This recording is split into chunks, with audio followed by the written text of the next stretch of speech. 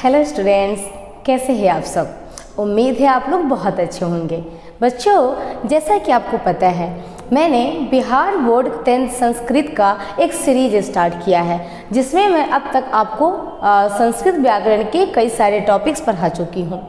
पिछली क्लासेस में हमने समास स्टार्ट किया था और आज हम लोग पढ़ने वाले हैं कौन सा समास, तत्पुरुष समास। इससे पहले मैं आपको समास क्या होता है और समास का जो पहला भेद था अव्ययी भाव समास, ये मैं आपको पिछले वीडियोज में पढ़ा चुकी हूँ। अगर आपने नहीं देखा है तो आप उन वीडियोज को जाके पहले देख लें, फिर इस क्लास को देखें, ठीक है। तो चलिए बिना विलंब किए हम लोग अपने क्लास को स्टार्ट करते हैं। आज हमें कौन सा समास पढ़ना है, तत्पुरुष समास पढ़ना है। तत्पुरुष समास का आप देखोगे संस्कृत में परिभाषा लिखी है, क्या लिखा हुआ है, उत्तर पदार्थ प्रधाना तत्पुरुष।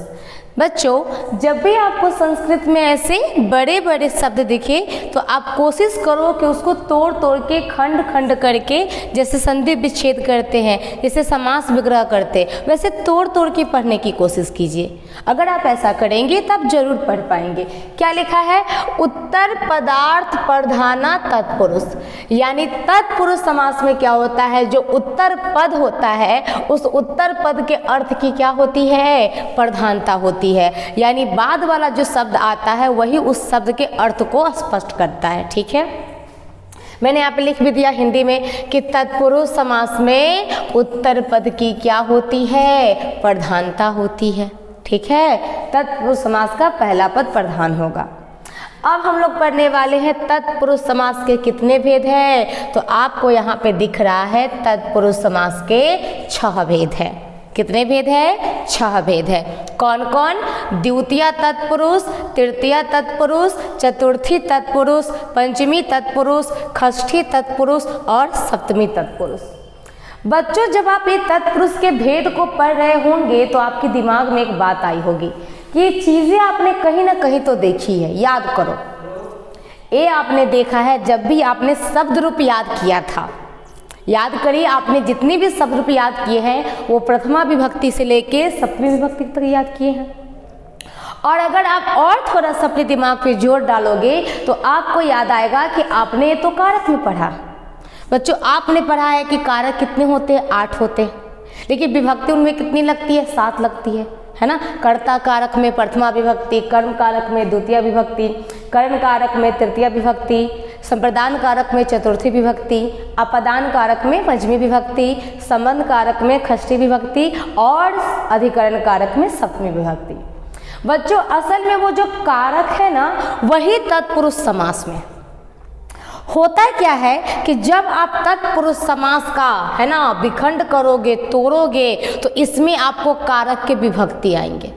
जैसे कर्ता ने, कर्म का को, करण का से, संप्रदान का को के लिए, अपदान का से अलगाव, अधिकरण संबंध का की के और अधिकरण का में पेपर।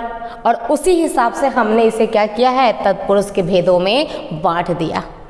अब आपको दिख रहा होगा कि मिस आपने द्वितीय तत्पुरुष से क्यों स्टार्ट किया, आपने प्रथमा तत्पुरुष से क्यों नहीं स्टार्ट किया।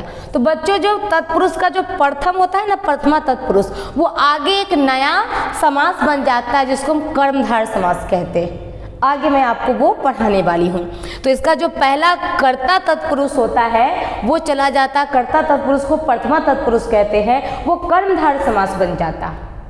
और एक द्वितीय तत्पुरुष से, इसका द्वितीय तत्पुरुष नाम क्यों है, क्योंकि जब आप इसका विग्रह करोगे तो इसमें कर्म कारक का को चिन्ह आएगा और कर्म में द्वितीय लगता है। जैसे देखो क्या लिखा हुआ है, ग्राम प्राप्त, यानी ग्राम को प्राप्त, जिसने ग्राम को प्राप्त कर लिया, गांव में चला गया, ठीक है, तो उसने गांव को प्राप्त कर लिया। अच्छा, जब आप इसको तोड़ोगे ना बच्चे, तो हिंदी में क्या होता है, विभक्ति आता है, चिन्ह आता को के लिए, लेकिन संस्कृत में उसके लिए क्या लिखते हैं, संस्कृत में उसके लिए विभक्ति लिखते हैं। तो जब इस समास का विग्रह करोगे तो इसका जो पहला पद है वो किस में चला जाएगा, द्वितीय विभक्ति में, यानी ये विग्रह करके क्या बनेगा, ग्रामम प्राप्त, ऐसे बनेगा। अब ये तृतीय तत्पुरुष है, अगर आप हिंदी में इसकी विग्रह करोगे, तोड़ के देखोगे, व्यासकृतम, यानी व्यास के द्वारा रचा गया, तो के द्वारा किस कारक में लगता है, करण कारक में। कौन सी विभक्ति, तृतीय विभक्ति। और अगर संस्कृत में इसको विग्रह करोगे तो पहला वाला शब्द किस विभक्ति में जाएगा?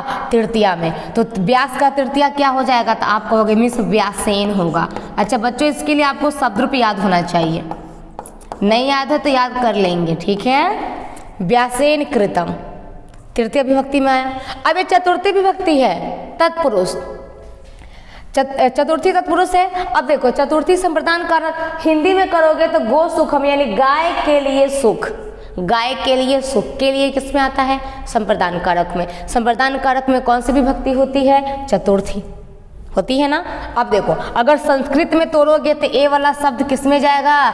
चतुर्थी में। और गो का चतुर्थी होता है गवे, यहाँ पे क्या हो जाएगा? गवे सुखम। उसी तरह पंचमी, अगर हिंदी में आप उसको विग्रह करोगे तो कहाँ जाएगा? मतलब तोड़ के देखोगे तो कहाँ जाएगा? अपदान कारक। अपदान कारक का चिन्ह क्या होता है? से। पद च्युत, च्युत मतलब हटाना यानी पद से हटा देना। और अगर आप इसका संस्कृत में करेंगे तो बताओ, इस पद को पंचमी विभक्ति में ले जाएंगे तो क्या हो जाएगा? पदार्थ। और च्युत का क्या होगा? च्युता। समझ में आ रहा है कि क्यों इनका पंचमी, क्यों षष्ठी? क्योंकि उसमें टूटने के बाद उसी में वो बदल जाता है, हिंदी में भी और संस्कृत में भी। अब देखो यहाँ पे राजपुरुष होगा, ज्ञ नहीं होगा, ज होगा। मैंने गलती से कर दिया था, ज राजा पुरुष हो गया, राजपुरुष, ठीक है। अब इसको भी अगर जैसे षष्ठी तत्पुरुष है, षष्ठी तत्पुरुष किस में लगता है? आप कहोगे संबंध कारक में लगता है, ठीक है। संबंध कारक का चिन्ह क्या होता है? का के, है ना, का की के होता है। तो राजपुरुष यानी राजा का पुरुष, का आया ना संबंध कारक, षष्ठी विभक्ति, है ना। अब यहाँ देखो एक षष्ठी तत्पुरुष है, जब इसको आप तोड़ोगे ना तो पहला शब्द किस में जाएगा? षष्ठी में। अच्छा मैंने तो मिटा ही दिया, पहला शब्द किस में जाएगा? षष्ठी में जाएगा। तो राजा का षष्ठी विभक्ति क्या होता है? आप कहोगे मिस राज्ञ होता है। और यहाँ पे पुरुष, तो इसको जब विग्रह किए तो क्या निकला? राज्ञ पुरुष। होता ये है कि जब हम विग्रह करते हैं ना तो इसका विभक्ति बाहर निकल आता, और जब समास कर देते, एक साथ कर देते तो विभक्ति छुप जाता। इसलिए ऊपर वाले शब्दों में विभक्ति नहीं दिख रहा क्योंकि समास हो गया, छुप गया। और जैसे ही तोड़ दिए तो उसका विभक्ति क्या होता है? दिखने लगता है। अब देखो कर्म वीर सप्तमी तत्पुरुष, सप्तमी विभक्ति किस में लगती है? आप कहोगे मिस अधिकरण कारक में लगती है ना। अधिकरण कारक का चिन्ह क्या होता है? तो में पर होता है। जरा कर्मवीर को आप हिंदी में तोड़ के देखो तो कर्म में वीर, जो काम करने में वीर होगा। और संस्कृत में अधिकरण के लिए क्या लगाते हैं? तो सप्तमी लगाते हैं। अब इसको संस्कृत में सप्तमी में बदलो कर्म का, तो कर्म का सप्तमी में हो जाता है कर्मणि। और यहाँ पे क्या हो जाएगा? वीरा, कर्मणि वीरा। तो होता ये है कि तत्पुरुष समास में ना सब में विभक्ति होती है। जब समास होगा तो विभक्ति छुप जाएगी, जब समास को विग्रह कर देंगे, तोड़ देंगे तो विभक्ति बाहर निकल आएगा। और जिसका जो नाम है उसका शब्द उसी विभक्ति में क्या हो जाएगा? बदल जाएगा। मेरे ख्याल से आप इसे समझ चुके होंगे। फिर भी बच्चों, मैंने मेरे ख्याल से जो भी एग्जाम के लिए इम्पॉर्टेंट क्वेश्चंस है जो कई बार पूछे गए हैं और आगे भी पूछे जाने की संभावना है, मैंने ऐसे बहुत सारे शब्द आपके लिए लिख दिया हुआ। आप देख सकते हो यहाँ पे मैंने सारे तत्पुरुषों का नाम लिखा है, द्वितीय तत्पुरुष, और मैंने इसके बहुत सारे एग्जाम्पल लिखे और सबका मैंने समास विग्रह एक कर दिया और कुछ क्वेश्चन मैंने आपके लिए छोड़ दिया कि आप सीख लिए, अब आप उसको समास विग्रह करेंगे।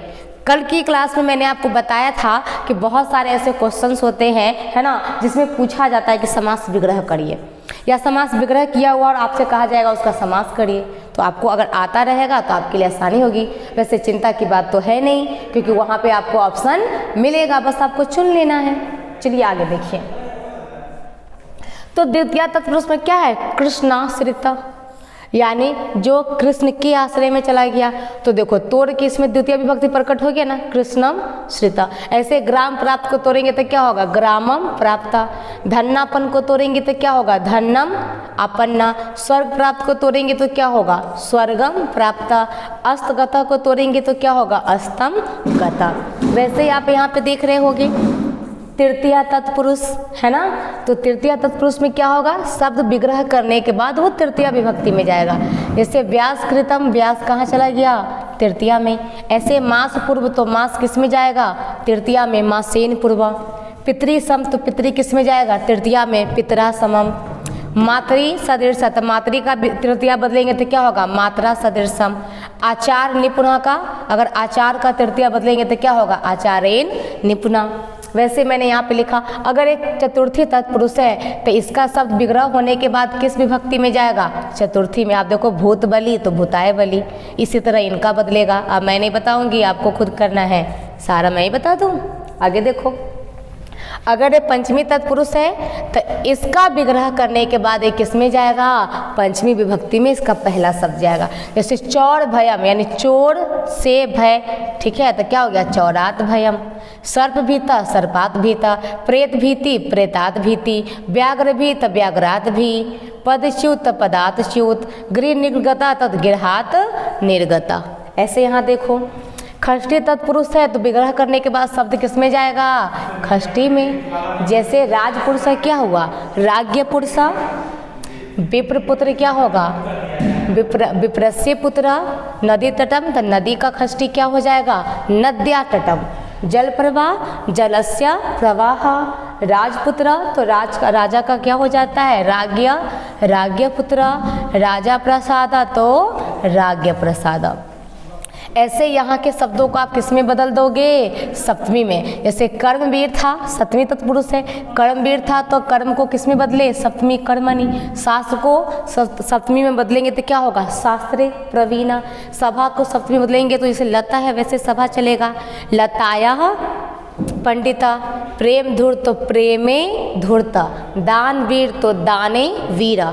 आपको यहाँ पे बार बार मैं कह रही हूँ कि आपको शब्द रूप याद होना चाहिए। अगर आपको शब्द रूप याद होगा, पता होगा किस विभक्ति में कौन सा रूप होता है, तभी आप इसको बदल पाओगे, है ना। और वैसे भी आपके ऑब्जेक्टिव्स में भी 5 नंबर का तो शब्द रूप से पूछा जाता है, वहाँ भी फायदा होगा।